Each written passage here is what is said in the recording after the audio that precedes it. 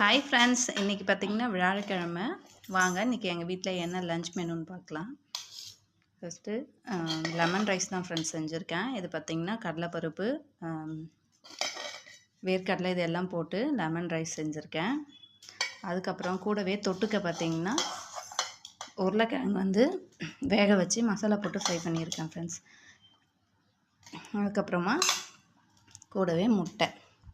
இந்த மாதிரி உருளைக்கிழங்கு ஃப்ரை பண்ணும்போது உங்களுக்கு ஷேப் மாறாமல் இருக்கணும்னா நீங்கள் ஆஃப் பாயிலாக பண்ணி எடுத்துக்கோங்க. அதுக்கப்புறமா இந்த மாதிரி மசாலா நல்லா கலராகவும் ப்ளஸ் நல்லா டேஸ்ட்டாகவும் வரணும்னா என்ன பண்ணணும்னா ஃபஸ்ட்டு உருளைக்கிழங்கை நல்லா வேக வச்சுட்டு அதுக்கப்புறம் முன்னாடியே மசாலா போட்டு கொஞ்சம் நேரம் ஒரு 5 to 10 மினிட்ஸ் ஊற வச்சுட்டு நீங்கள் அதுக்கப்புறமா எண்ணெயில் போட்டு தாளித்து பண்ணிங்கன்னா நல்லா மசாலாலாம் உருளைக்கிழங்குல போட்டு ஊறி சூப்பராக இருக்கும்.